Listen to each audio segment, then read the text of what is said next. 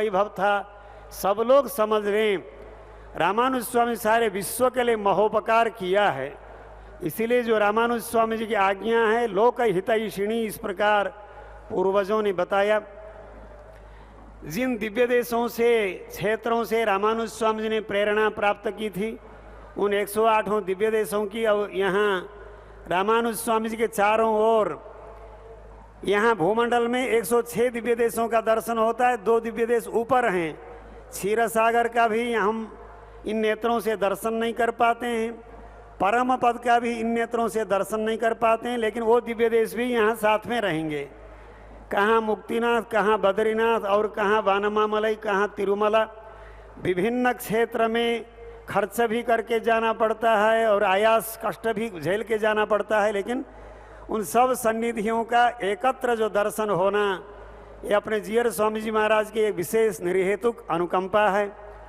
ऐसे महोत्सव में हम लोग आए हैं विभिन्न कोण से। सबके केंद्र कौन है? रामानुज स्वामी। आज से 1000 वर्ष आगे ही जिन्होंने पूरे विश्व के लिए समता का संदेश दिया था।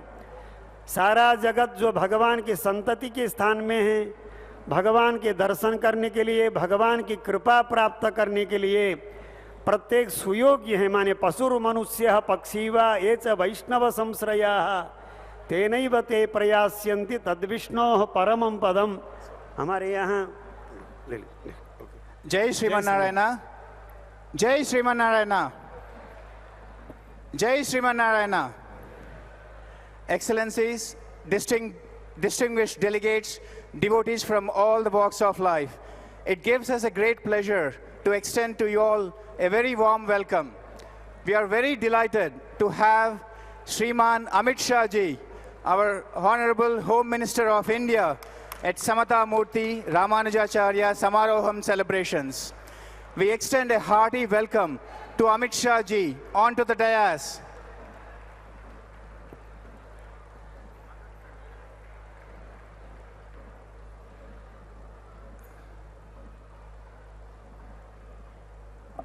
Jai Srimanarayana, we are very excited to have Honorable Home Minister of India, Shriman Amit Shah ji, grace this occasion. We are very proud to have representatives from all walks of life. When the leaders of the nation arrive here to show their solidarity to the message of equality given by Ramanujacharya, how else can we express gratitude to this great nation where everybody is equally taking part in these celebrations of the equality. Samata Spurti Kendra is already sending a strong message that it includes each and every leader from all walks of life, be it the leaders who are governing the nation.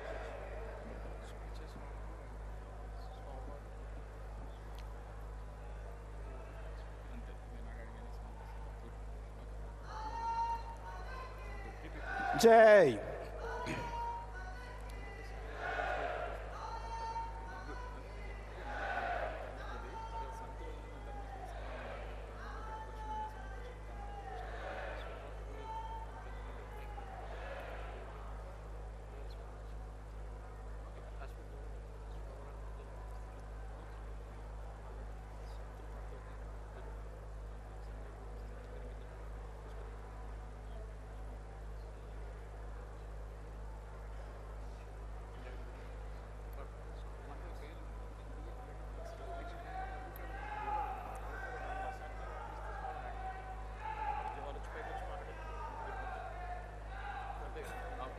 We are very delighted to have Shriman Amit Shah ji, the Honorable Home Minister of India, gracing this event.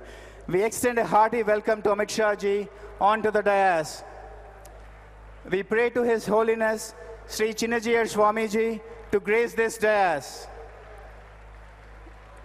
It's such a great sign of humility that the leaders who are running the nation are meeting the Dharmacharyas who have assembled here to discuss about the power of equality that is given to us by Ramanujacharya Swami 1000 years ago.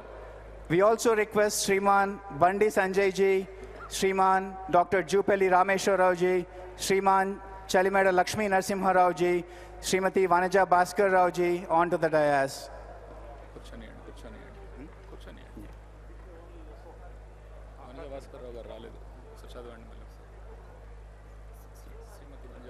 Srimati Vanaja Bhaskar Rao ji, please welcome onto the dais. And we pray to His Holiness Sri Chinajir Swami ji to address the great gathering here today. Jai Sriman Narayana.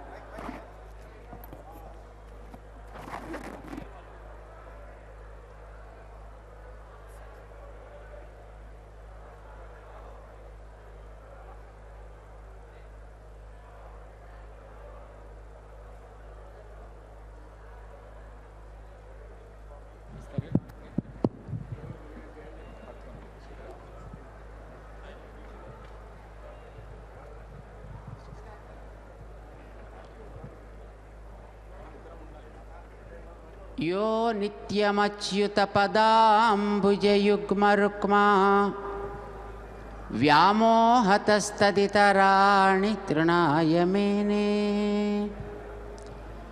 अस्मद्गुरोर्भगवतोऽस्य दयैकसिन्धोः रामानुजस्य चरणौ शरणं प्रपद्ये।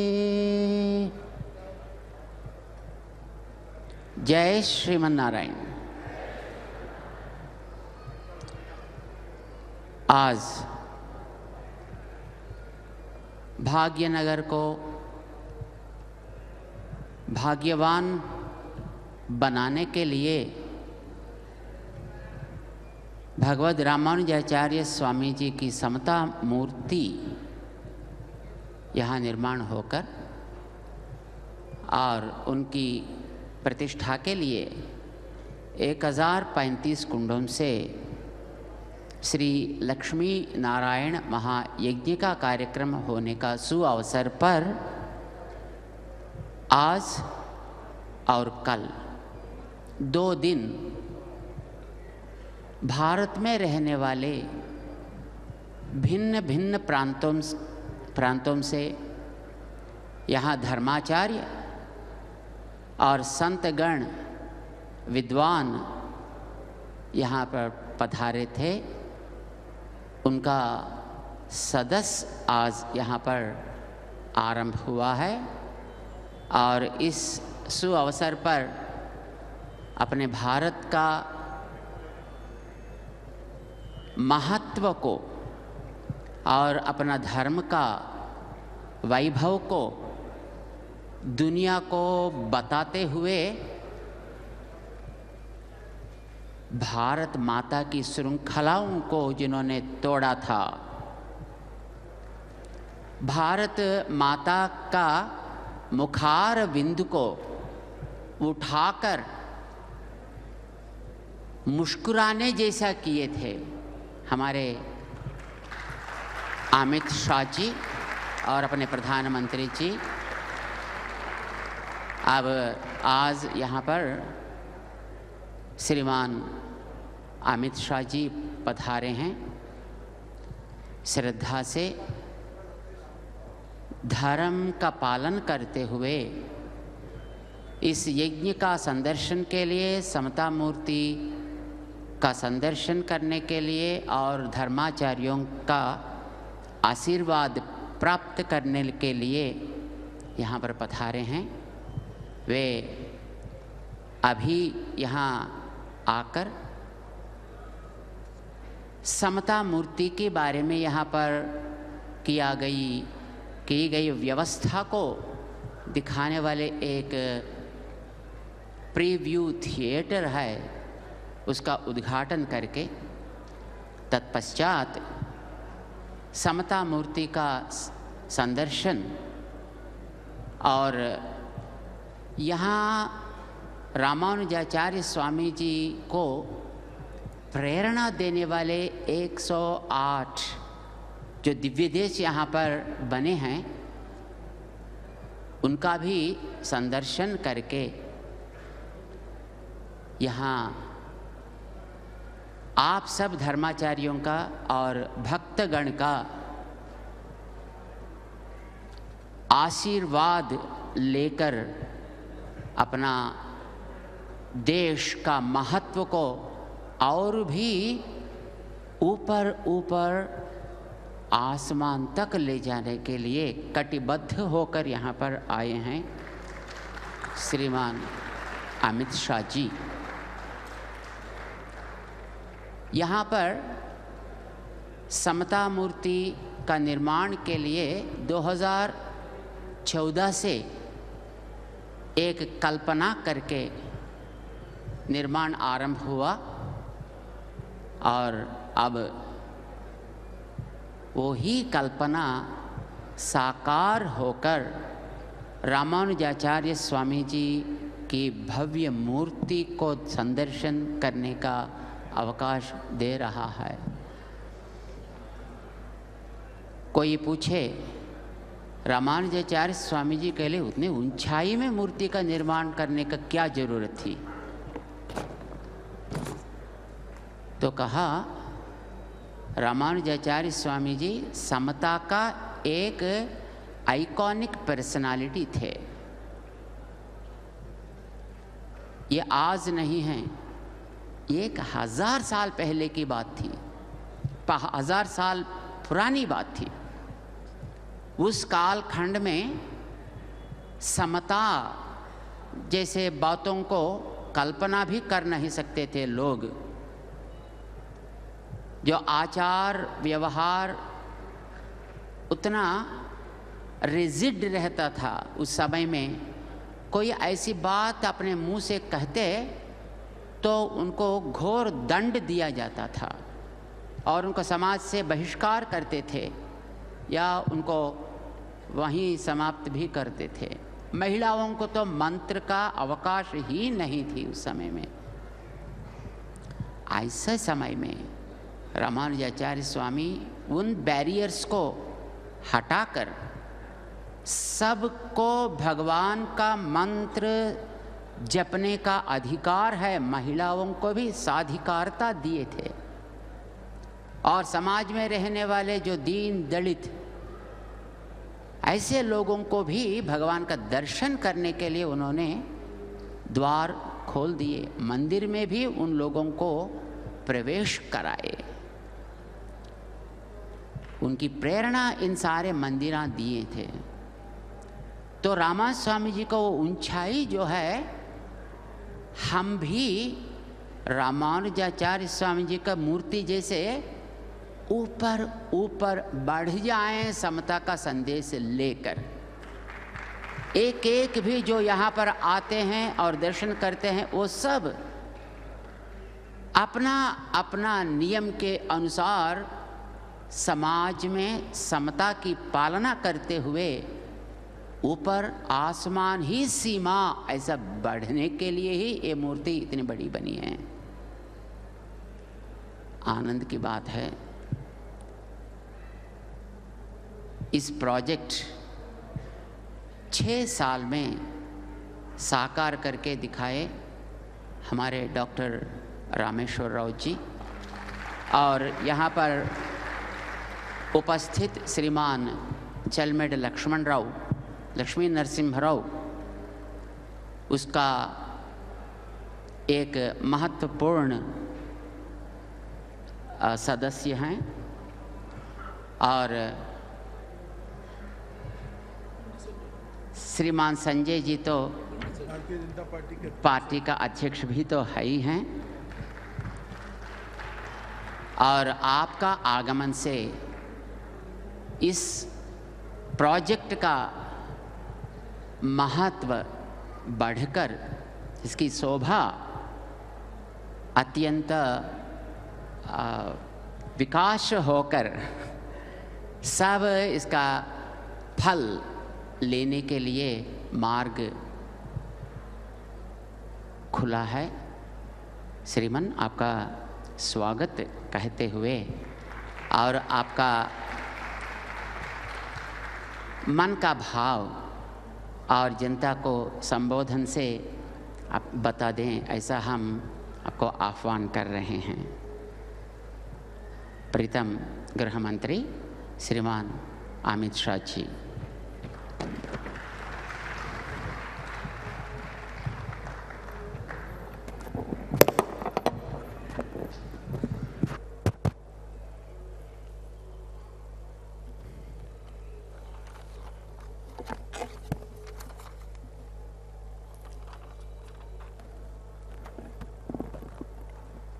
मंच पर उपस्थित Shri त्रिदंडी चिन्नाजीयर Swami ji, doctor जे रामेश्वर राव मुख्य trustee, Shri सी लक्ष्मण राव अध्यक्ष जीवा, मेरे साथी सांसद और तेलंगाना भारतीय जनता पार्टी के अध्यक्ष श्रीमान बंडी संजय कुमार जी, और आज देश भर से अनेक मत, अनेक संप्रदाय के यहाँ पधारे हुए सभी संतगण, सभी आचार्यगण, आप सभी के श्री चरणों में प्रणाम कर कर मैं मेरी बात की शुरुआत करना चाहता हूं। स्वामी जी की विनम्रता कई बार क्षोभजनक कुछ लोगों के लिए हो जाती है।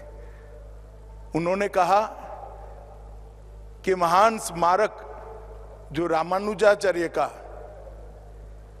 उनके जीवन की कल्पना और जीवन के कर्तृत्व से बना है, मेरे आने से लोगों को आने की यहां प्रेरणा होगी।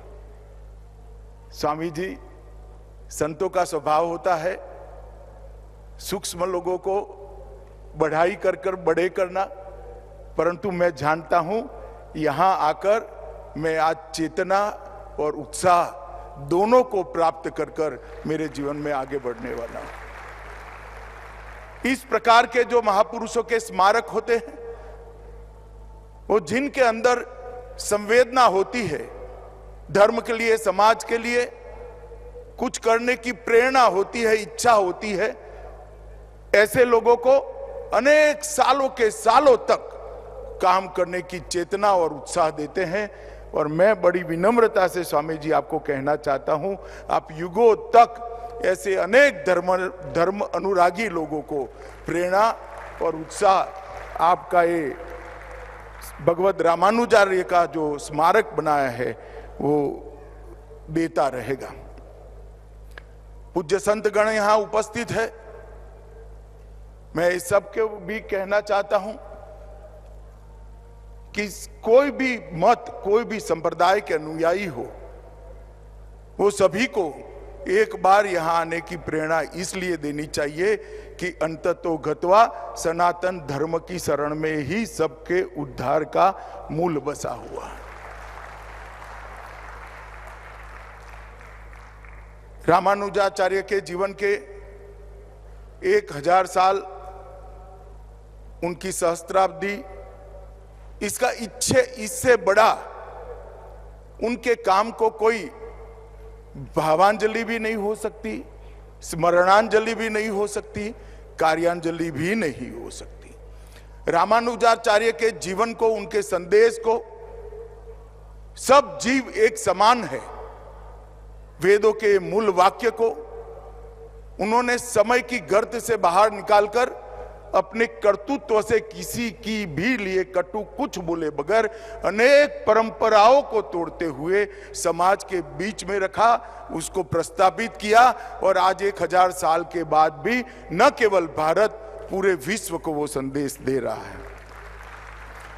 इस स्टैच्यू ऑफ इक्विटी की प्रतिमा अभी हमारे देश के सम्माननीय प्रधानमंत्री श्रीमान नरेंद्र मोदी जी और दंडी स्वामी जी के कर कमलों से इसका उद्घाटन हुआ। मैं अभी वहां जाकर आया हूं। अगर दूर से देखते हैं तो ये प्रतिमा दूर से देखते ही अद्भुत आत्मा को शांति देती है, चित्त को प्रसन्नता करती है और मन को आह्लाद कर देती है। मगर जैसे ही नजदीक जाते हैं और वो हॉल से होकर रामानुजाचार्य का संदेश देश की सभी भाषाओं में सभी मुमुक्षुओं को मिल पाए, इस प्रकार की व्यवस्था जो स्वामी जी ने की है, उसको ग्राह्य करते करते करते समय निकालकर जब ऊपर जाकर रामानुजाचार्य के विराट मूर्ति का दर्शन होता है, तब मालूम होता है कि हम कितने बड़े महापुरुष को प्रणाम करने के लिए आए हैं। भगवत रामानुजाचार्य ये पूरे देश, पूरी दुनिया के लिए इक्वालिटी का, समता का जो संदेश दिया, वो इस स्मारक के बाद युगों युगों तक न केवल भारत, समग्र विश्व में ये अपना संदेश, सनातन धर्म का संदेश फैलाने का काम करेगा, उसका मुझे विश्वास है। भारत के इतिहास को महाभारत के पहले से लेकर रामायण काल से लेकर आज तक देखे थे, बहुत सारे उतार चढ़ाव आए हैं और सनातन धर्म भी काल की अनेक थपेड़ों को खाते खाते खाते खाते अपनी अस्तित्व को बचाते हुए कभी दैदीप्यमान स्वरूप से, कभी आगे आने वाले स्वरूप में जाने के लिए एक प्रकार से कभी काल बाह्य होने बगैर सनातन धर्म भी इसके साथ ही आगे बढ़ता गया। हमने देखा है सनातन धर्म पर जब जब संकट आया, कोई ना कोई आया जिसने सनातन धर्म की ज्योत को प्रज्वलित की, दीप्यमान की और एक ज्ञान यात्रा को समग्र विश्व में आगे बढ़ाया।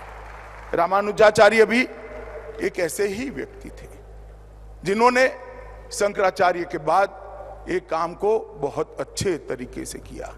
आदि शंकर ने ढेर सारे मतांतरों को एक करते हुए सनातन धर्म की छत्र छाया में देश को एक करने का, एक छतरी के नीचे लाने का काम किया और रामानुजाचार्य ने अपने जीवन कवन से पूरे देश को सनातन धर्म के साथ जोड़ने का काम किया। कई सारे कुरिवाज, कुप्रथाएं कटु विरोध करे बगैर अपने कर्म से उन्होंने बदली। कई बार मैं जब पढ़ता हूं तब मुझे विचार आता है कि सनातन धर्म में ऐसा क्या है कि जिसकी धारा अक्षुण्ण रूप से कालबाह्य होए बगैर बहे ही जाती है, बहे ही जाती है। ऐसा क्या है, इसके अंदर अमृत तत्व क्या है? और कई सारे धर्मों का भी अभ्यास करते हैं।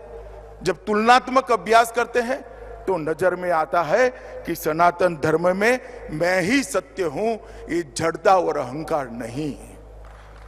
हमारे यहां शास्त्रार्थ की व्यवस्था रही, खंडन की व्यवस्था रही, मंडन की व्यवस्था रही और श्रेष्ठ को स्वीकारने की विनम्रता भी रही और इसी के कारण सनातन धर्म आगे बढ़ता गया, बढ़ता गया, बढ़ता गया। हो सकता है आज ध्यान से देखने वालों को देखे कि हम काफी पिछड़ गए हैं, मगर ये सारे देश के सभी मतों के संप्रदाय के आचार्य यहाँ बैठे हैं। आप सभी को देखकर मुझे पूरा भरोसा है कि यात्रा ना कभी रुकेगी, ना कभी थमेगी और फिर से एक बार दिग्विजयी होकर पूरे विश्व के अंदर ज्ञान का प्रचार और प्रसार करेगी। आज मैं जब यहाँ आया हूँ तब इस पवित्र भूमि पर, यहाँ पर जो स्मारक बनाया है और इसके साथ साथ वेद अभ्यास की भी व्यवस्था करी है। वेद की 9 के 9 शाखाओं के अभ्यास शास्त्रोक्त तरीके से हो सके, ऐसे विद्यार्थी भी यहाँ से निकलेंगे, पूरे देश भर में फैलेंगे और जहां जहां जाएंगे वहां वेद के ज्ञान की सुगंध को, उसकी ज्योत को प्रज्वलित करते जाएंगे। और इसके साथ रामानुजाचार्य का जो संदेश था, उनका जीवन का संदेश था और इस संदेश को हर व्यक्ति समझ सके, इस प्रकार से यही स्मारक के साथ देश की सभी भाषाओं में प्रसारित करने का काम स्वामी जी ने किया है। मैं फिर से पूज्य श्री चिन्नाजीयर स्वामी जी को बहुत बहुत बहुत बहुत समग्र देश की ओर से साधुवाद और धन्यवाद करना चाहता हूं। आज जब मैं यहाँ आया हूं तब यहाँ पर 1035 कुंड के साथ श्री लक्ष्मी नारायण महायज्ञ भी हो रहा है। चारों वेद की 9 की 9 उपलब्ध शाखाओं का पाठ भी किया जा रहा है। अष्टाक्षरी मंत्र का 10 करोड़ जाप हो रहा है, जिससे हमें मालूम पड़ेगा कि ये धरती हमेशा के लिए कितनी पवित्र होने वाली है। इतिहास, पुराणों और आगमों का भी पाठ हो रहा है। सभी प्रकार की पूजा व्यवस्था और पूजा पद्धति को भी समाहित और संरक्षित करने का भी यहाँ पर एक व्यवस्था किया गया है। और श्री रंगम के रंगनाथ, तिरुमाला के तिरुपति के श्री वेंकटेश्वर स्वामी सहित 108 प्रेरणा केंद्रों दिव्य देशों के अभिषेक से ये मूर्ति के आगे यज्ञ संपन्न हो रहा है। महाप्रसाद भी 24 घंटे भक्तों के लिए वितरित किया जा रहा है। और आज मैं इतना जरूर कहना चाहता हूं कि आपका ये जो प्रयास है, आने वाले अनेक सालों तक स्वामी जी इसको पूरा देश याद रखेगा। सनातन धर्म के सभी अनुयायी, चाहे किसी भी मत को मानने वाले हो, वो सभी इसको जरूर याद करेंगे, इसका अनुमोदना भी करेंगे। मेरा स्वामी जी से परिचय 2003 में गुजरात में जब भूकंप आया तब हुआ था। स्वामी जी चुपचाप कोई सुविधा, सरकारी सुविधा मांगे बगैर एक गांव पकड़कर बैठ गए थे और वो गांव को पूरा बनाकर ही वहां से। इसके बाद में भी मेरा 2 बार संपर्क आया। मैं वो गांव के उद्घाटन के लिए वहां कच्छ गया था, जो स्वामी जी ने बनाया था। और उसके बाद भी जब भी मिला, मुझे आश्चर्य होता है कि इतने बड़े बड़े काम करने की प्रेरणा स्वामी जी कहाँ से लाते हैं, और ईश्वर उनको पूरी करने की भी बहुत बड़ी क्षमता देता है। आज वैदिक परंपरा और संस्कृति की शिक्षा देने का आपने यहाँ पर जो काम शुरू किया है, मैं ईश्वर से हमेशा प्रार्थना करूंगा, स्वामी जी मेरी नित्य प्रार्थना का हिस्सा रहेगा कि ये काम अनेक युगों तक चलता रहे और सनातन धर्म की सेवा करता रहे। इतने सारे विद्वानों के सामने, इतने सारे संतों के सामने विशिष्टाद्वैत दर्शन पर मेरे लिए कुछ बोलना असंभव है। मैं जन्म से वैष्णव हूं और शुद्धाद्वैत का अनुयायी हूं। मेरी माता वल्लभाचार्य के शुद्धाद्वैत के आधार पर ही पूरा जीवन जी, मगर मैं यहाँ विशिष्टाद्वैत पर कोई बात करना नहीं चाहता, क्योंकि ना मेरी योग्यता है, ना इतने बड़े संतों के सामने मैं कुछ बोल सकता हूँ। परंतु मैं इतना जरूर कहना चाहता हूँ कि आज जब मैं आया हूँ, तब मैं रामानुजाचार्य के लिए जरूर कुछ बात करना चाहूँ। हिंदू पंचांग में इसका चक्र 60 साल का होता है और 60वां जन्मदिन षष्ठ अब्द पूर्ति के नाम से मनाया जाता है। और हमारे यहाँ शास्त्रों में मनुष्य के पूर्ण जीवन काल का अर्थ है 2 चक्र को जो जीवित रहता है 120 साल के पूर्ण जीवन की कल्पना करी है। और रामानुजाचार्य ने भी 120 साल का पूर्ण आयुष्य इस पृथ्वी पर भोगा। और ईश्वर ने ही ढेर सारे कुरिवाजों को सनातन धर्म से बाहर निकालने के लिए और इतनी मधुरता के साथ अपने कर्तृत्व से बाहर निकालने के लिए रामानुजाचार्य के रूप में ही यहाँ आकर हम सब के बीच में 120 साल अपना काम करने का एक प्रयास किया था। और इसी का परिणाम है कि आज सनातन धर्म पूरा एक होकर फिर से एक बार नई ऊर्जा के साथ आगे बढ़ने की दिशा में जा रहा है।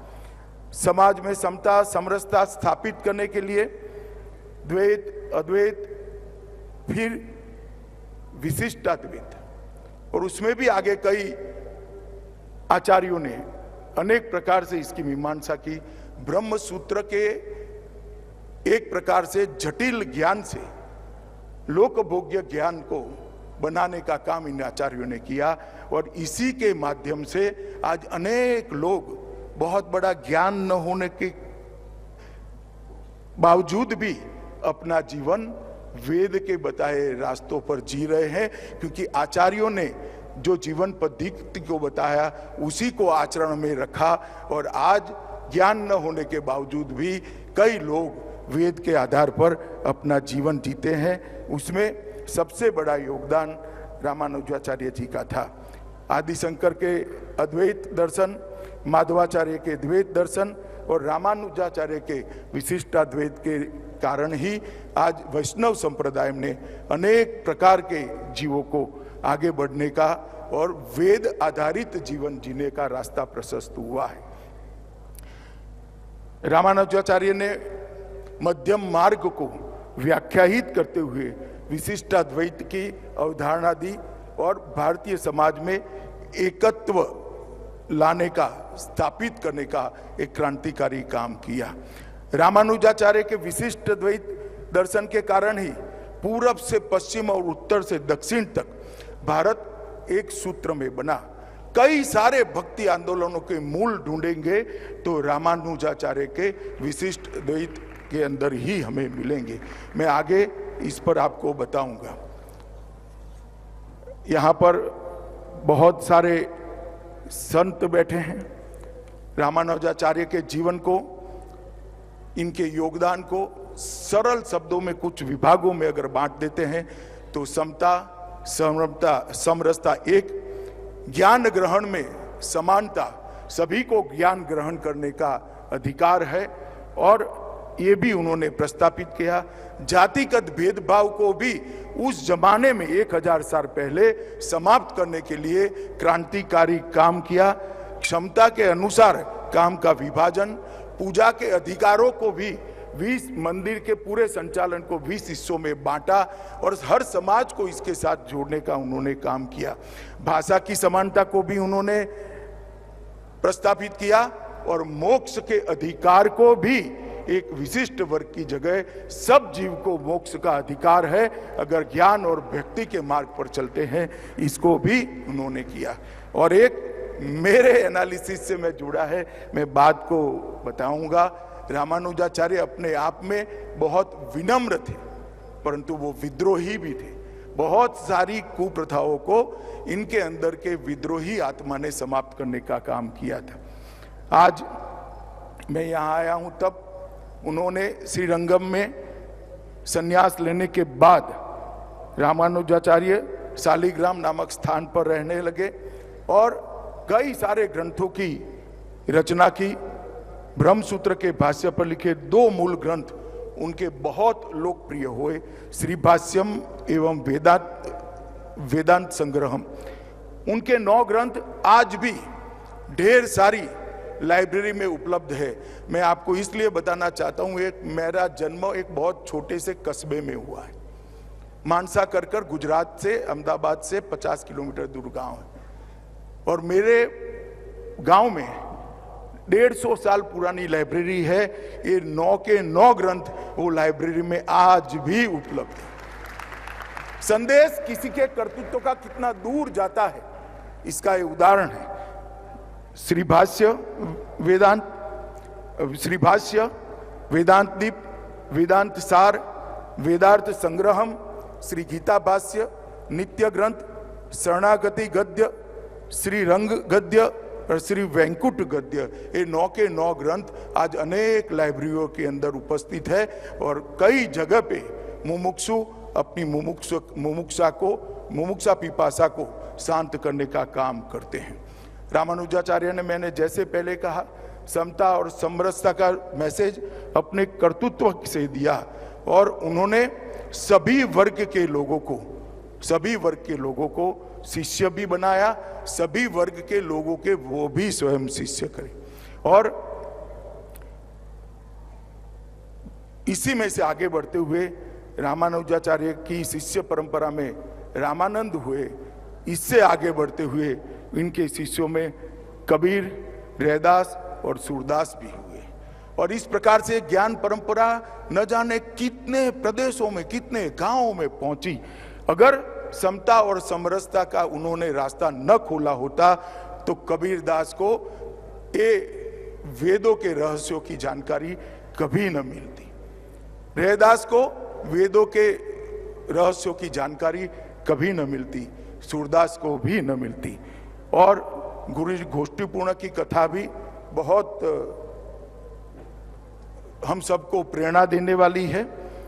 एक बार कुछ मंत्र सीखने के लिए रामानुजाचार्य गोष्ठीपूर्ण की वहां गए। 18 बार जाने के बाद भी उनको उचित नहीं पाया। 19वीं बार जब गए तब उन्होंने कहा कि आपको मैं मंत्र तो सिखाता हूं मगर तभी सिखाऊंगा जब अयोग्य के सामने आप उसका उच्चारण नहीं करोगे। रामानुजाचार्य ने उनसे मंत्र सीखा और मीनार के ऊपर चढ़कर जोर से वो मंत्र को बोले। नीचे आए गुरु गोष्ठीपूर्ण बड़े गुस्सा हो गए। उन्होंने गुस्से के भाव के साथ कहा कि ये क्या किया तुम नरक में जाओगे।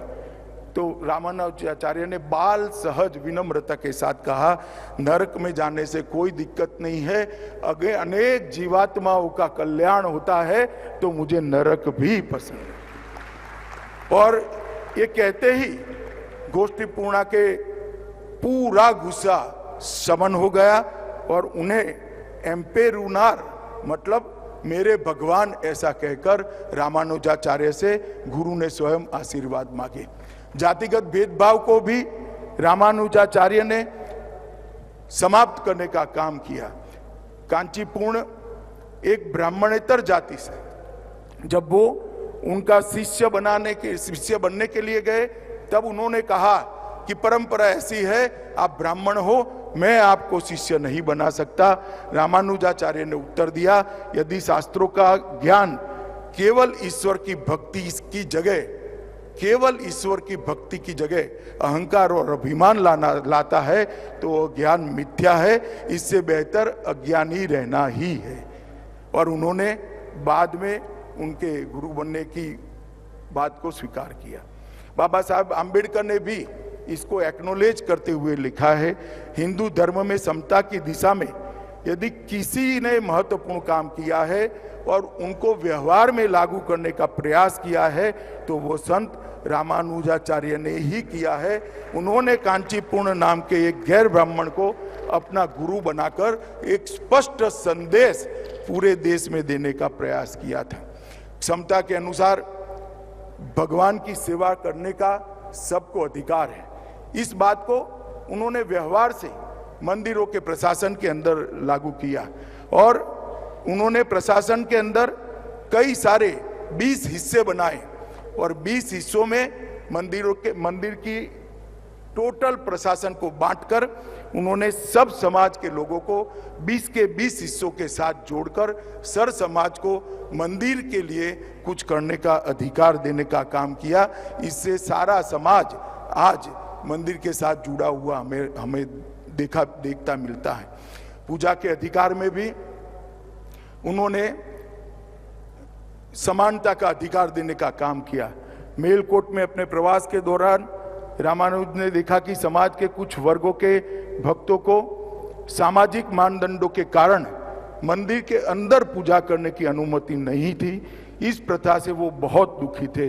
उन्होंने पुरानी प्रथा में कोई बदलाव करे बगैर एक नई प्रथा शुरू की, किसी भी भक्त की पृष्ठभूमि की परवाह किए बगैर भगवान की पूजा करने की अनुमति देने का मार्ग प्रशस्त किया और घर पर भगवान की देवता स्वरूप की व्यक्तिगत पूजा को सरल और व्यवस्थित किया।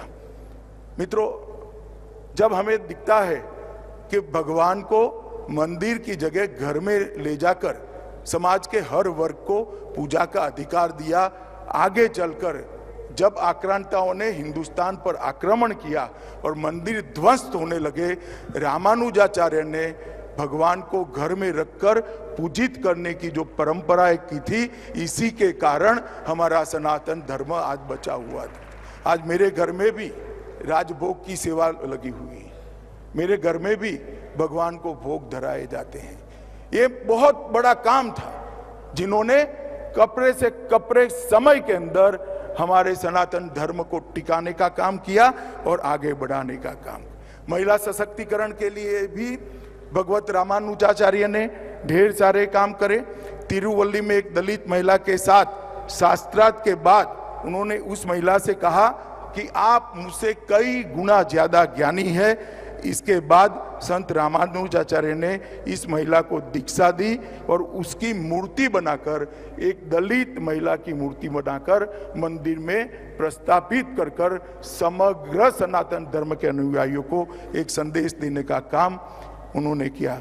भाषा की समानता के लिए भी उन्होंने बहुत सारा काम किया।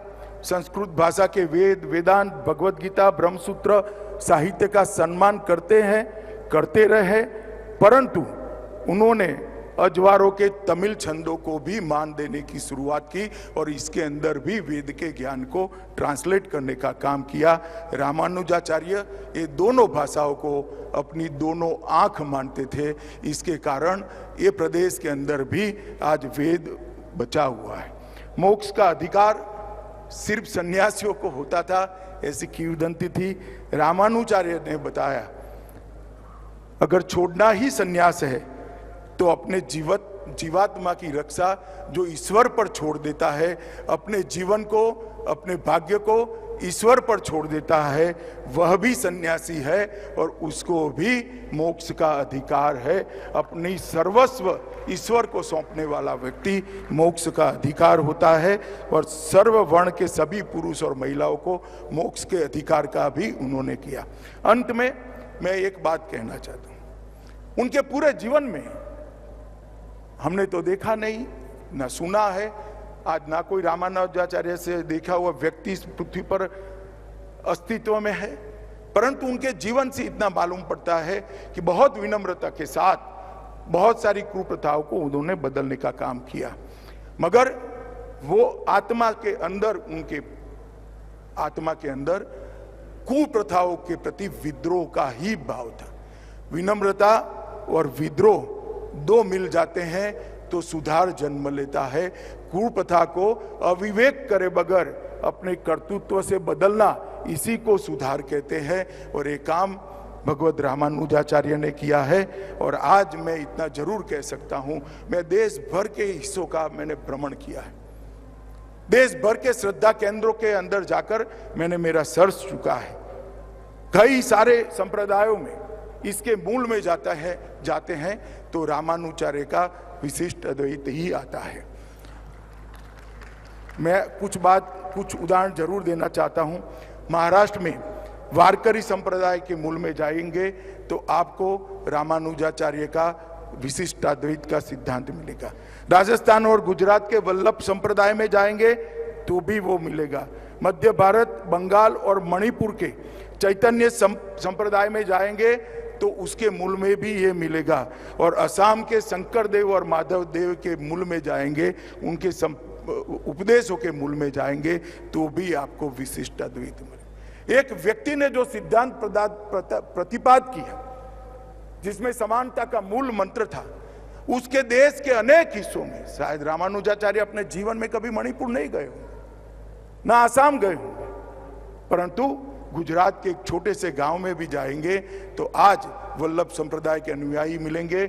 आसाम के अंतिम गांव में मैं गया हूं जो बांग्लादेश की बॉर्डर पर है, वहां पर भी शंकर देव के अनुयायी मिलते हैं। और बंगाल के अंतिम गांव में भी गया हूं, वहां पर भी चैतन्य महाप्रभु का कीर्तन करने वाले लोग, भक्ति संप्रदाय के लोग मिलते हैं। स्वामी रामानंद के बारे में कौन नहीं जानता। स्वामी रामानंद जी के 12 प्रमुख शिष्यों में कबीरदास भी रहे। नाभादास जी, सेननाई, पीपादास, सूरदास सहित 12 महापुरुषों की परंपरा भी रामानुज से ही उत्पन्न हुई है। इस परंपरा का गुणगान करते हुए कबीरदास जी ने एक दोहे में लिखा है, श्री नारायण मूल हमारे, रामानुज की शाख, रंगकार में रमता जो की, गुरु रामानंद ने भाग।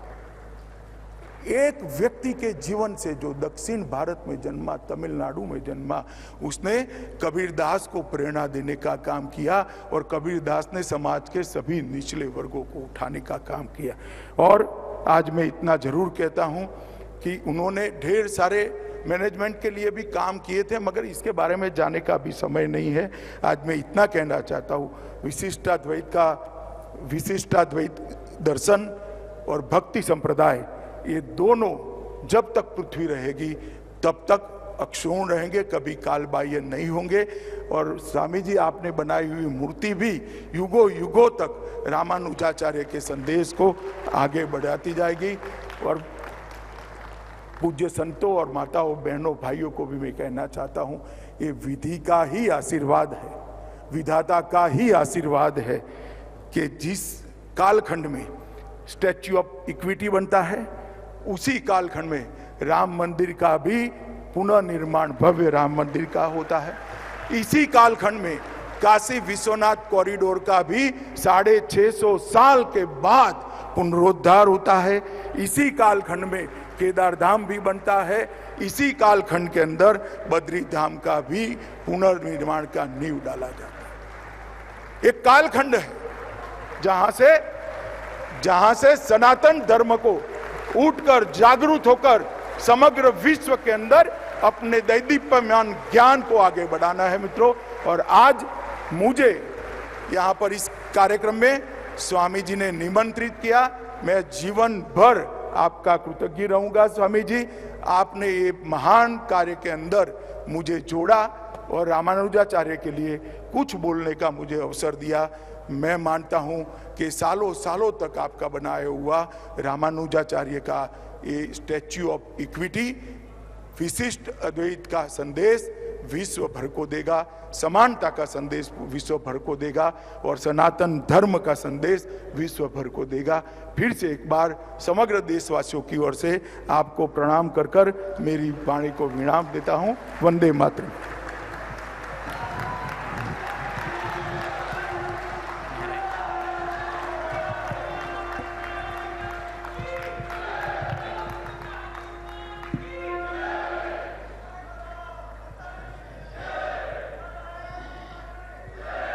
जय श्रीमन नारायण।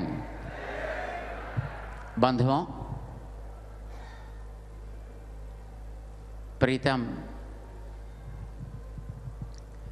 अमित शाह जी एक संत जैसा अनेक काल अनेक साल तक परिश्रम करके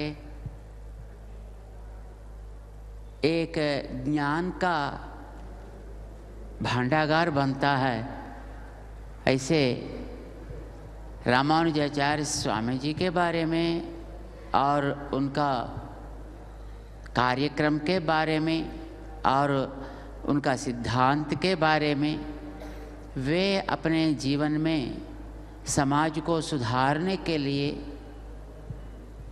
कितने प्रकार संस्कार किए थे उनके बारे में अत्यंत विवरणात्मक व्याख्या की हैं। ये तो आश्चर्य की बात है। आपको देश की सेवा करते हुए और इतने विषयों को अपने कैसा इकट्ठा किए हैं और उनको अच्छी तरह समझकर लोगों को अपने प्रेरणा दे रहे हैं। इसलिए आपका ही समय में भारत का गर्व बढ़ा है।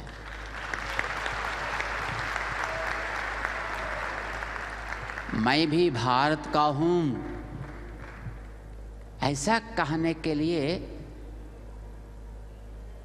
देश में रहने वालों को और बाहर रहने वालों को भी दम मिल रहा है। ये तो बहुत आनंद की बात है श्रीमान अमित शाह जी,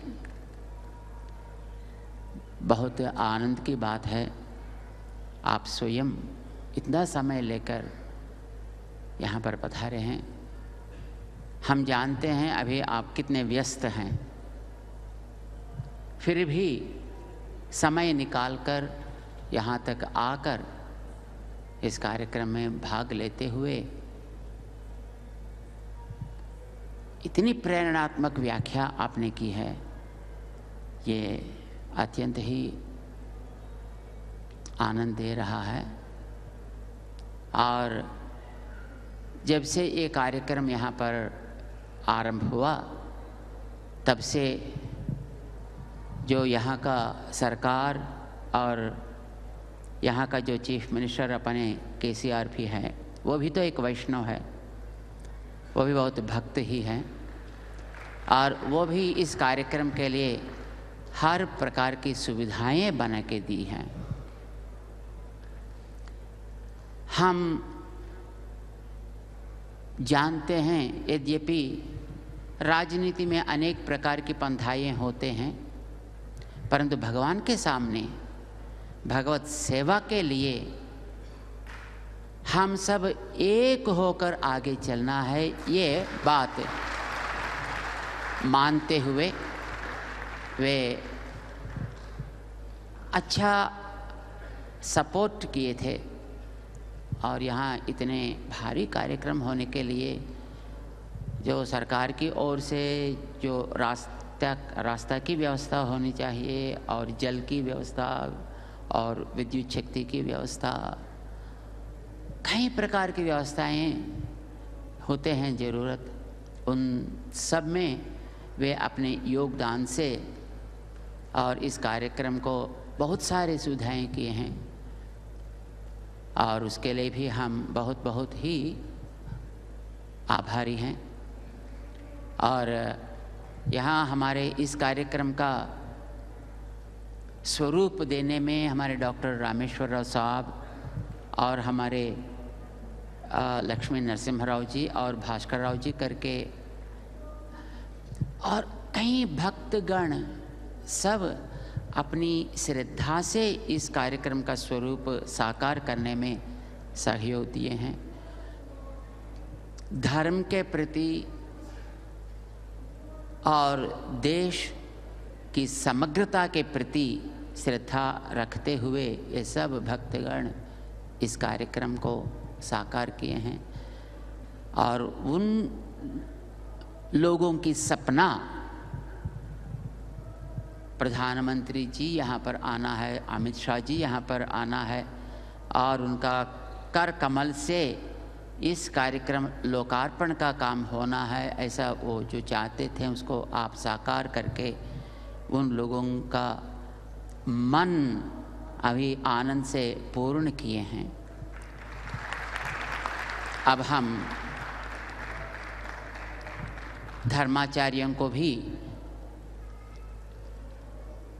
प्रार्थना किए हैं, यहाँ पर आज और कल एक 4 बिंदु लेकर उसके बारे में चर्चा करके उसको कुछ निर्णय भी लेकर आपको समर्पण करने के लिए वे चाहते थे, परंतु अब समय परमिट नहीं कर रहा है।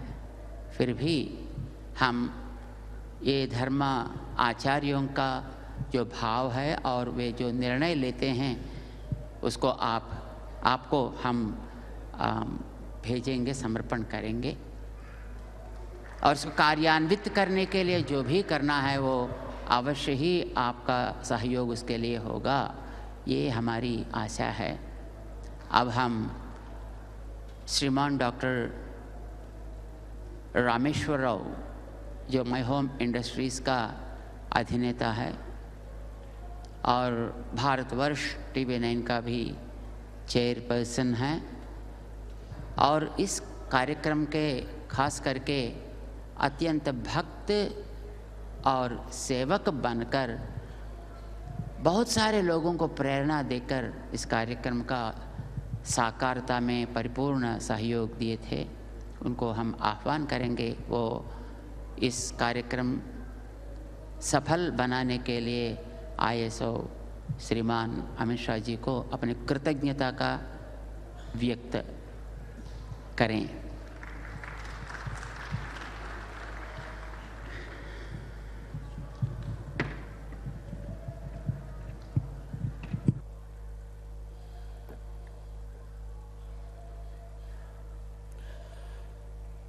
जय Sriman Narayana. His Holiness Sri Sri Sri Tridandi Srimanarayana Ramanuja Chinnajir Swamiji, since last 6 years, on the eve of Sahasrabdi, 1000 years of the Ramanujacharya and his greatness, under the context of today, to take to world and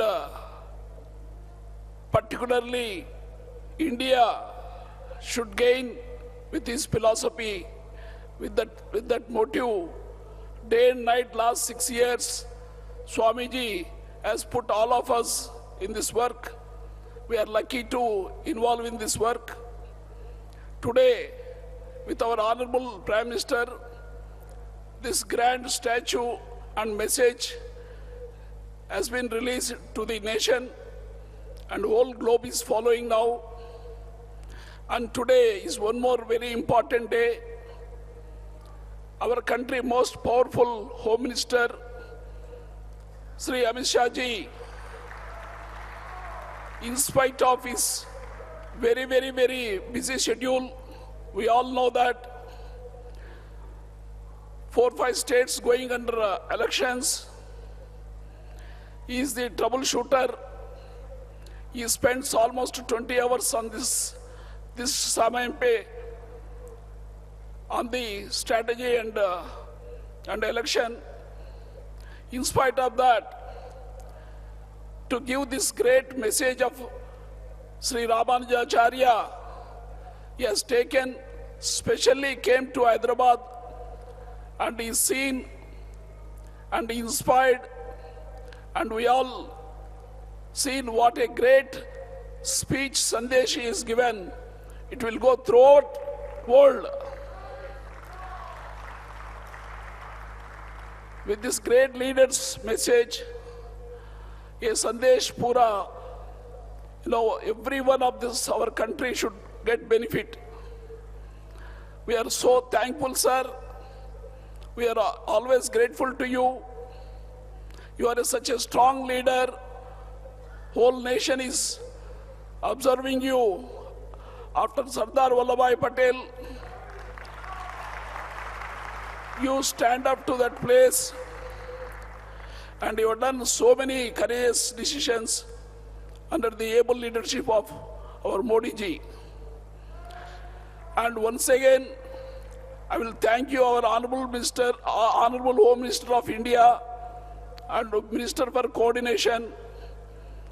And also I will thank you, our local BJP party president, MP Bandi Sanjay, and our Jiva president Lakshmi Narasimha Rao, and all Sadhu Santulogam, and everybody who participated in this event, all Bhaktagans, and all the workers who made this grand event more success, and particularly media, taking this great message from the great leaders and great saints throughout globe. I thank you one and all.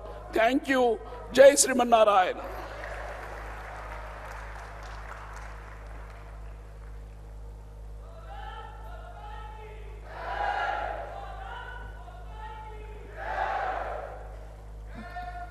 Jai Sriman Narayana. What a wonderful delivery of speech it was. We remember a couple of verses from Valmiki Ramayana based on how well Ramanuja's history was shared here. Kon vasmin sampratam loke gunavan kascha viryavan dharmagyascha krutagyascha satyavakyo drudavrataha charitrena cha koyuktaha sarvabhuteshu kohitaha vidwan kaha kas samardascha kaschaika priyadarshanaha atmavan ko jitakrodo yudiman ko anasuyakaha kasya bibyate devascha jata rosasya samyuge. We now pray to His Holiness Sri Chinnajiyar Swamiji to honor our Home Minister Sri Amit Shah ji. Of all the 16 qualities of Sri Rama, we would like to highlight a couple of qualities of Raja Sri Ramachandra from the 16 mentioned in Sri Ramayana. Rama is Dharmagna. He always strived to do his duty with righteousness as a king. His valor is Dharmapalana, was so great that even Devatas would tremble in fear to face Rama. We are very fortunate to have leaders running this great nation with these qualities that are proud, that are passed on to us by our ancestors, starting with Sri Rama. When our Honorable Prime Minister Sri Narendra Modi ji inaugurated the Samata Murti, he mentioned, we do not need to cut our roots of identity to march ahead towards the progress. Sri Amit Shah ji, gracing this occasion today, has given us so much strength. The Statue of Equality will indeed strengthen our dharmic roots, enhance our identity, and strongly imbibe the values of our Purvacharyas. Jai Shriman Narayana.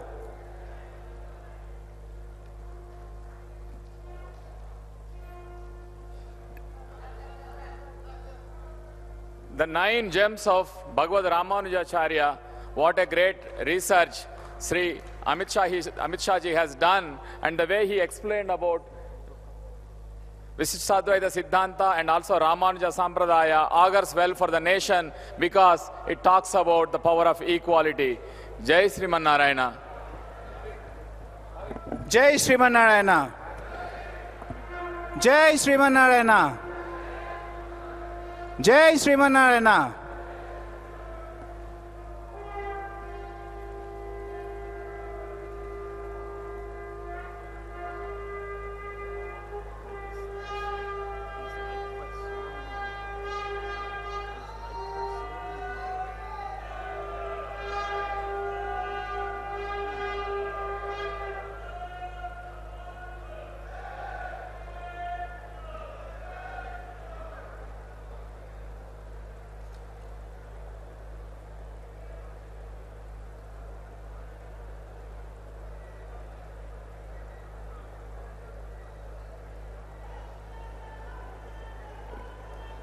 We now have a wonderful program. Every day we have a program at this time performed by wonderful artists. Sukanya Ram Gopal ji has arrived here and she'll be performing Ghatam here. వారితో కైంకర్యమున చేయించుకున్న భాగ్యం ఒకటి. రెండోది మళ్ళీ యజ్ఞమూర్తి అనిన వారితో 18 రోజులు వాదయుద్ధం జరిగింది. 17 రోజులు రామానుజుల వారు ఊడిపోయారు, గెలవలేదు. అంత బాగా వారు యజ్ఞమూర్తి వారితో వాదం చేశారు. రాత్రి 17వ రోజు రాత్రి అప్పుడు రామానుజుల వారు, అయ్యా మన పూర్వులు నాథమునుల వారు యామనాచార్యులు సంపాదించిన ఈ దివ్యమనిన ఈ సంప్రదాయం నా కాలములో పాడైపోతుందే అని కష్టపడిన సందర్భంలో కంచి వరదరాజస్వామి స్వప్రముఖంగా వచ్చి కళరూపంగా వచ్చి వారికి కొన్ని విషయములు తెలియచేసి, అది వేరే ఏమి లేదు, యామనాచార్యులు అనుగ్రహించిన సిద్ధిత్రయములో ఉంటున్న కొన్ని విషయముల తెలియచేయమని చెప్పారు. అట్లనే తెలియచేసి వారును గెలించారు. ఈ విధముగా ఇంకా ఎన్నో వృత్తాంతములు చెప్పొచ్చు. అట్లా ఉంటున్న ఆ కంచి వరదరాజస్వామి వలనే మన రామానుజుల వారు పరిపూర్ణమైన భాగ్యం పొందినవారు. అటు ఉన్న ఒక దివ్య దేశం లేదు. మా తాతగారు అంటున్నవారు, కంచికి వెళుతాము అనినా కంచి అది ఒకటి లేదు. ఆ ఊరికి ఏమి పేరు? పెరుమాళ్ కోయిల్. అది పెరుమాళ్ కోవిల్. మళ్ళీ అక్కడ పెరుమాళ్ కోవిల్ కంచికి వెళ్ళినవతల అయ్యా గుడికి వెళ్ళి వస్తాము. గుడినా అని సంప్రదాయంలో కోయిల్ అంటున్నారు. కోయిల్కి వెళ్తాము. అక్కడ కొండలో ఉంటున్నారు తిరుమలలో. దానివల్ల కోయిల్, తిరుమలై, పెరుమాళ్ కోవిల్ 3 దివ్యక్షేత్రమున కలిసి ఉంటున్న దివ్యమనిన ఈ సాకేతములో అన్ని దివ్యక్షేత్రముతో సేవించడం పరమ భాగ్యం. అటు ఉన్న భాగ్యం ఎప్పుడు మనకు లభించాలి. శ్రీమతే రామానుజాయ నమః. జై శ్రీమన్నారాయణ. ఇంతవరకు ప్రసంగించినటువంటి స్వామి కంచి నుంచి వేయించేసినటువంటి రాజహంస స్వామి. ఈయన సామాన్యమైన స్వామి కాదు. మన శ్రీ వైష్ణవ సంప్రదాయంలో పరమాచార్యులుగా కీర్తింపబడే ప్రతిపాది భయంకరం అన్నంగరాచార్య స్వామి అని మన సంప్రదాయానికి చాలా గట్టిగా ఉండేవారు. ఎన్నో గ్రంథములను రచించి ఎన్నో ప్రవచనములు చేసి ఇక్కడ మన తెలుగు భూమి మీద కూడా వారికి శిష్య పరంపర ఉంది. కృష్ణా జిల్లాలో అక్కడ వారు వచ్చేవారు. అటువంటి మహానుభావులు శ్రీ వైష్ణవ సంప్రదాయంలో ఉన్నత స్థానంలో ఉండి మన పెద్దస్వామి వారి యందు ప్రీతి కలిగిన వారు. ఎందుకంటే వారు పెద్దస్వామి వారి యందు ప్రీతి కలిగిన ఉండటం ఆశ్చర్యకరమైన విషయం. వారు సత్య సంకల్ప అని మన పెద్దస్వామి వారిని వారు పిలిచి తమ లెటర్ హెడ్ మీద సత్య సంకల్ప అని వేసుకున్నారు. ఇది చాలా ఆశ్చర్యకరమైన విషయం. అన్నంగరాచార్య స్వామి వారు కూడా గౌరవించారా, వారు శిరస్సును పెట్టుకున్నారా అని ఆశ్చర్యపడవలసినటువంటి విషయం. ఆనాడు కంచిలో కంచి స్థానంగా ఉండి అటువైపున ఉత్తర దేశంలో కాశీ విద్యాస్థానంగా ఉంటే ఇటు దక్షిణ దేశంలో కంచి విద్యాస్థానంగా ఉండేది. శ్రీ వైష్ణవ సంప్రదాయ విద్య మన కంచిలో చాలా అద్భుతంగా పరిఢవిల్లింది. భగవద్ రామానుజులు కూడా ఆరంభంలో కంచిలోనే శాస్త్రాధ్యయనం చేశారు. అటువంటి కంచిలో వేయించేసి ఉన్న కాంచీ ప్రతివాది భయంకర అనంగరాచార్య స్వామి వారి వంశానికి చెందినటువంటి మహానుభావులు వారి ఇక్కడికి రావడం, ప్రసంగం చేయడం సర్వదా అది స్పృహణీయమైన విషయం. వారికి సర్వదా కృతజ్ఞతలు ఆవిష్కరిస్తున్నాం. కొద్ది సమయంలోనే అక్కడ పెద్దలు వేయించేసి ఉన్నారు. ఆ ప్రవచన మండపంలో ప్రవచనాదులు ఆ ప్రక్రియ అంతా సాగుతోంది. ఒక 5-10 నిమిషాల్లో వారు స్వామివారు బయలుదేరి ఇక్కడికి వచ్చేస్తారు. కనుక పూర్ణాహుతికి కావలసిన పూర్వరంగం అంతా కూడా మన స్వాములు ఇందులో ఏర్పరచుకుంటారు. స్వామివారు ఇక్కడికి వేయించేసేప్పటికి మనం పూర్ణాహుతికి సిద్ధంగా ఉంటాం. జై శ్రీమన్నారాయణ. జై శ్రీమన్నారాయణ. పంచసూక్త హవనాన్ని ప్రారంభించుకుంటున్నాం. స్వాములందరూ గమనించగలరని ప్రార్థన. ఓం భూ స్వాహా అగ్నరగిదం, ఓం భవ స్వాహా వాజవైదం, ఓం శవ స్వాహా సూర్యాజేదం, ఓం భూర్భువ స్వ స్వాహా ప్రజాపతయ ఇదం, ఓమదిదేన్వమగ్గుస్థాః అనుమదేన్వమగ్గుస్థాః సరస్వదేన్వమగ్గుస్థాః దేవసవితః ప్రాసావీః ప్రాణానాయమ్యా.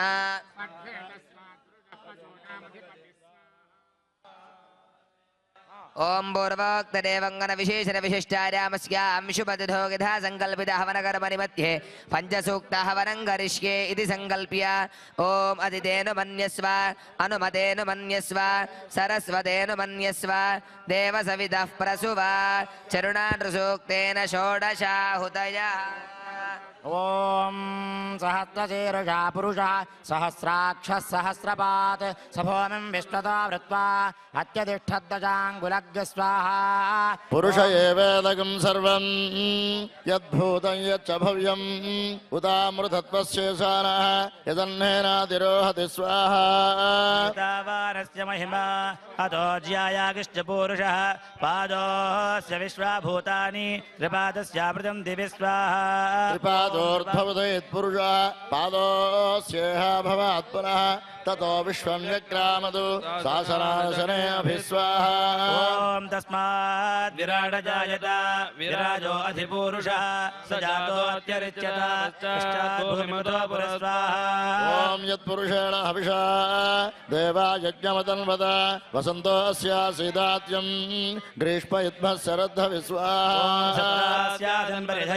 త్రిసప్తసమిధః కృతాః దేవాయజ్ఞం తన్వానాః అబద్ధం పురుషం పశుర్గ స్వాహా. ఓం దవ్యజ్ఞం బర్హిషి ప్రోక్షన్న పురుషం జాతమగ్రదః తేన దేవాయజంత సాధ్యారుషస్యే స్వాహా. యజ్ఞాత్ సర్వభూతః సంభృతం పురుషాజ్యం పశోగస్తాకృష్టక్రే వాయవ్యాన్ ఆరణ్యాన్ గ్రామ్యాశ్రయే స్వాహా. తస్మాజ్ఞాత్ సర్వహుతః సామానజజ్ఞరే ఛందాగుంసజజ్ఞరే తస్మాద్ యజుస్తస్మాదజాయత స్వాహా.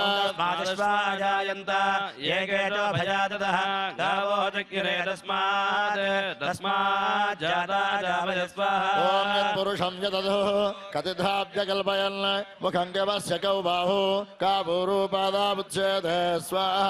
ఓం బ్రాహ్మణోస్య ముఖమాసీత్ బాహూరాజన్యః కృతః ఊరూరదస్య యద్వైశ్యః పద్భ్యాగం శూద్రో అజాయత స్వాహా. ఓం చంద్రమా మనసో జాతః చక్షుః సూర్యోదయాయత ముఖాదింద్రశ్చాగ్నిశ్చ ప్రాణాద్వాయురజాయత స్వాహా. నాభ్యాదిరంతరిక్షం శ్రేష్ణోద్యౌ సమవర్తత పద్భ్యాం భూమిర్తిశ్రోత్రాద్ తథా లోకం కల్పయన్ స్వాహా. ఓం వేదాహమేదం పురుషం మహాంతం ఆదిత్యవర్ణం తపస్తు పారే సర్వాణి రూపాణి విచిత్య ధీరః कामानि कृत्वाभिवदर्यदास्ते स्वाहा शत्रः प्रविद्वान् प्रतिशतस्तः तमेवं विद्वानमृतय भवति नान्यपन्थाय नाय विद्यते स्वाहा ॐ यज्ञेन यज्ञमेजन्त देवाः तानि धर्माणि प्रथमान्यासन् ते हरागं महिमानः सजन्ते यत्र पूर्वे साध्याः सन्ति देवाः स्वाहा यनाय विद्महे वासुदेवाय धीमहि तन्नो विष्णुः प्रचोदयात् स्वाहा नाय विद्महे वासुदेवाय धीमहि तन्नो विष्णुः प्रचोदयात् स्वाहा विष्णोर्नुगलं वीर्याणि प्रबोधय्यः पार्थिवानि विममेर्जागुं सुयो अस्कभाय दुत्तरगं रथस्थं विचक्रमाणस्त्रेधोर्गायो विष्णोररा विष्णो पृष्ठमति विष्णोस्न्यप्त्रे स्थो विष्णोस्योरति विष्णोर्ध्रुवमति वैष्णवमति विष्णवे स्वाहा प्रियोभिपाधोऽस्यान्नरो यत्र देवयवो वदन्ति गुरुक्रमस्य सैवं धुरिद्धा विष्णोः पदे परमे मध्ववुत्स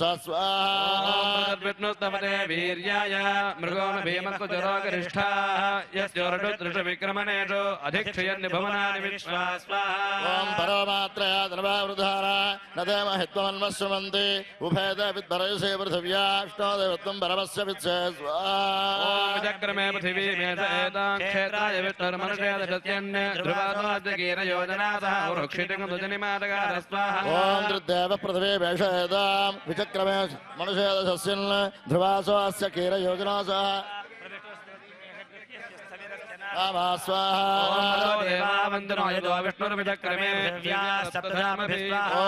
विष्णुर्विचक्रमे त्रेधानुदेवतं समूढमस्य पाकं सुरे स्वाहा विचक्रमे विष्णुर्गोपादाभ्याधर्माणि धारयन् स्वाहा ॐ विष्णोः कर्माणि पश्यते यतो प्रदानि पस्पसे इन्द्रस्य युध्यः सखा स्वाहा परमपदकं ददा पश्यन् सूर्यः दिवि वदक्षुरारदं स्वाहा ॐ तद्विप्रासो वन्यवो जाग्रवां सस्समिन्धत विष्णोर्यत्परमं प्रदग्धं स्वाहा वासुदेवाय धीमहि तन्नो विष्णुः प्रचोदयात् स्वाहा ॐ नारायणाय विद्महे वासुदेवाय धीमहि तन्नो विष्णुः प्रचोदयात् स्वाहा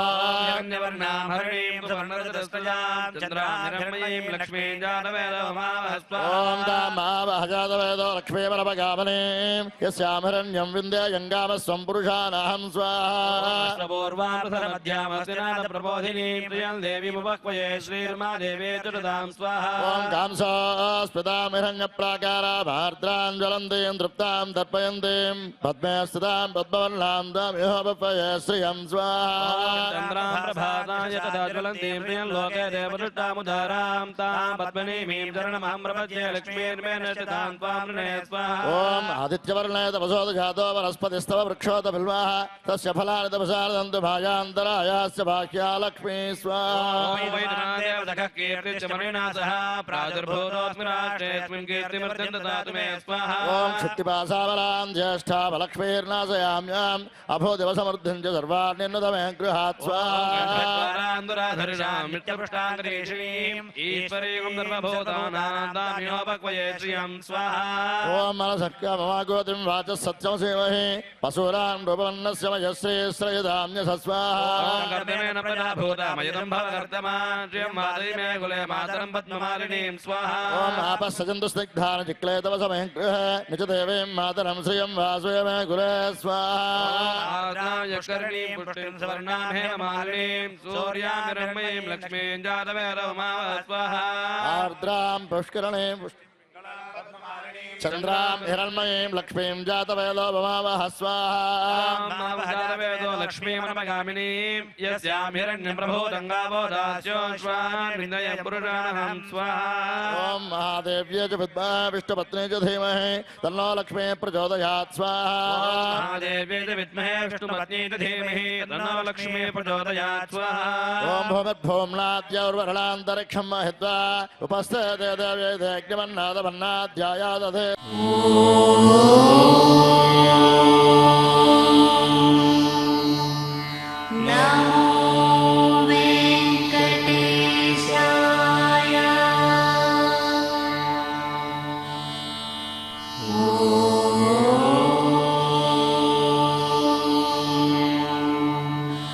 नमो वेङ्कटेशाय